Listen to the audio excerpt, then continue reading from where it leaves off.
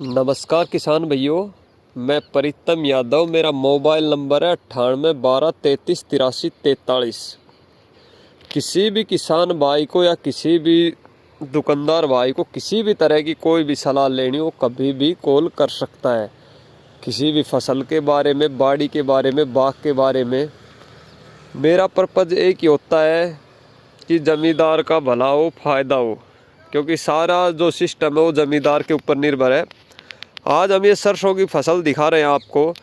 ये वीडियो बनाने का पर्पज़ यही है कि ताकि अब किसान भाई अपनी सरसों में पानी लगाएंगे, गेहूँ में। ये फसल लगभग 38 दिन के 37-38 दिन के आसपास हो चुकी है।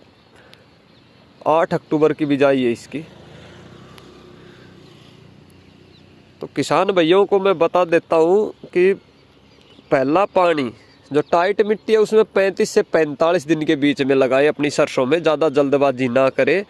रेतीली ज़मीन है उसके अंदर किसान भाई पानी लगाए 30 दिन से और 45 दिन के बीच में। 30 दिन पे भी शुरू कर सकते हैं रेतीली नरम ज़मीन में। अब ये फसल आप देख रहे हो 37-37 दिन की फसल है। बहुत अच्छी फसल खड़ी है क्योंकि मिट्टी अच्छी है, चिकनी ज़मीन है।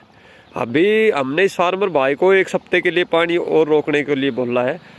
45 दिन पे पानी लगाए अपनी फसल में क्योंकि ग्रोथ पे अच्छी चल रही है फसल। अभी पहले पानी में आपको क्या करना है, आपको 25 केजी यूरिया लेना है मिनिमम।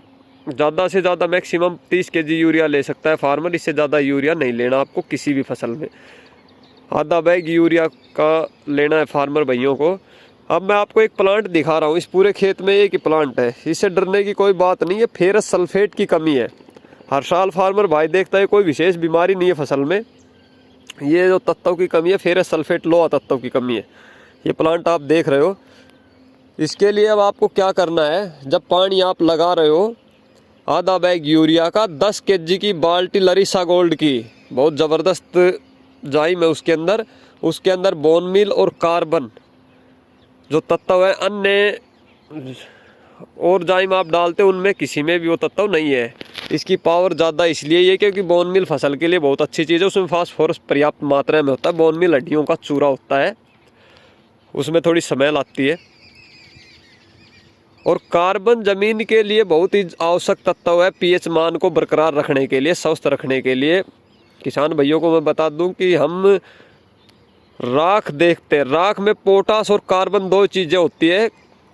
सभी किसान भाइयों की समझने की बात मैं एक छोटे से उदाहरण के माध्यम से आपको बता रहा हूँ। हमने अपने खेत में तूतड़े जो बाजरे के होते हैं वो, या पदाड़ी जड़ाई है, वहाँ पे चाहे कितनी खुश्क आ जाओ, बारिश मत हो, पानी मत लगो, पर वहाँ पे आपका जो बाजरा है वो पकेवा लेगा। बहुत अच्छा प्लांट रहेगा, अलग ही फसल दिखाई देगी। पूरे खेत का बाजरा सूख जाएगा अगर बारिश नहीं हो रही तो। वहाँ आपके हरे पेड़ मिलेंगे क्योंकि पोटास और कार्बन नमी को सबसे ज़्यादा बरकरार रखते हैं। लोगों के दिमाग में होता है कि डीएपी नमी को बरकरार रखता है। डीएपी नमी को बरकरार इतनी ज़्यादा नहीं रखता, पोटास रखता है और कार्बन सबसे ज़्यादा नमी को बरकरार। तो अब किसान भाइयों को, अब जैसे कुछ किसान भाई पोटास भी डालना चाहते हैं सरसों में, बहुत अच्छी चीज़ होती है पोटास, क्योंकि ज़मीन को जो डीएपी परत बनाता है, यूरिया और दवाइयाँ परत बनाती है, डीएपी सबसे ज़्यादा हार्ड करता है ज़मीन को। उसको तोड़ने का काम पोटास करेगा, ज़मीन को भुरखरी बनाएगा, नमी को बरकरार रखेगा, दाने की चमक, मोटाई, सब काम पोटास के होते हैं। गेहूँ में, धान में और कपास में एक बैग पूरा 50 केजी पोटास की आवश्यकता होती है। सरसों हो, बाजरा हो, अन्य फसल के अंदर आप 10 से 15 किलो पोटास ज़रूर लगाया करो। आपकी फसल अलग ही मिलेगी, आपको पैदावार आपकी अच्छी आएगी।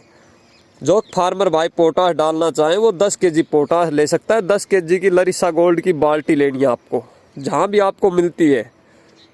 आधा बैग यूरिया लेना है और इसके लिए आपको अभी डाल देना 5 केजी फेरस सल्फेट आएगी लरीसा की।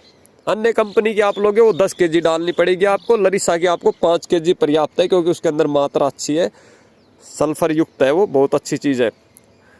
आपको रेतीली ज़मीन का जो हमारा एरिया है इसके अंदर तो फेरस सल्फेट की पूरे एरिया में, मैं लगभग हरियाणा देखता हूँ, राजस्थान भी का पार्ट देखता हूँ, फेरस सल्फेट की बहुत ज़्यादा कमी आ रही है हर फसल के अंदर। अब की बार मैंने गेंदा बहुत देखा, गेंदे में कोई बीमारी नहीं थी, वो मेनली फेरस सल्फेट की कमी थी। इसी तरह सफ़ेद और पीला हो रहा था ऊपर से। ज्वार बाजरा आपने देखी होगी, ज्वार काफ़ी एरिया में सफ़ेद हो जाती है पीली पीली होके से, वो फेरस सल्फेट की कमी होती है। 90% लोगों को नहीं पता होता है, लेकिन मैं आपको बता रहा हूँ कि फेरस सल्फेट की कमी है आपको, क्योंकि फेरस सल्फेट जो लौह तत्व हमारे शरीर के लिए, ज़मीन के लिए, फसल के लिए, हर चीज़ के लिए अच्छा होता है। आपको अब जो खाद खुराक देनी है, सरसों में मैंने समय बता दिया, टाइम बता दिया कि इतने टाइम पे आपको पानी लगाना है। नरम ज़मीन वाला फार्मर, जो ज़्यादा बड़ा फार्मर है, कुछ फार्मर 25 दिन पे पानी लगाना शुरू कर देते हैं, उनकी मजबूरी होती है क्योंकि उनके पास ज़मीन ज़्यादा है, 20-25 एकड़ में उनको पानी लगाना, तो अगली फसल उनकी एक साथ बिजाई है तो वो शुरू कर सकते हैं पानी। लेकिन आधा बैग यूरिया, 1 लरीसा गोल्ड की बाल्टी पोटास डालना चाहता है फार्मर, 10 kg पोटास और 5 kg फेरस सल्फेट आपको ज़रूर लेनी है। ये खाद खुराक आपको फर्स्ट पानी में देनी है। रेतीली ज़मीन के फार्मर दोबारा जल्दी पानी लगाते हैं, वो दूसरे पानी में आधा बैग यूरिया आप ज़रूर डाला करो। और 3 kg सल्फ़र आती है पाउडर फॉर्म में 90% की, वो आपको पाड़े से भी बचाएगी, फंगस से भी बचाएगी।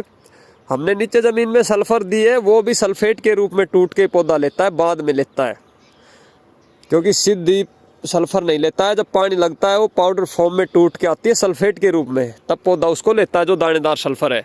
ऊपर से डाली हुई सल्फ़र ज़्यादा काम करती है, जो 3 kg में होती है 90% में। और ऐसे ही आपको गेहूं में करना है।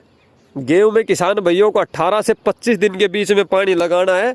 गेहूं के अंदर भी आप देखते हो पीली फसल होती है तो लोग जिंक ज़्यादा डलवाते हैं, ये फेरस सल्फेट की कमी होती है। आप फेरस सल्फेट यूज किया करो। आपको गेहूं में 18 से 25 दिन पे पानी लगाना है, क्योंकि गेहूं में पत्ती से फुटाव होता है, सही समय होता है। हम ज़्यादा लंबा खींचते हैं गेहूं को, 1 महीने तक ले जाते हैं, कुछ 1 महीने से ऊपर। वो देखना खेत में आप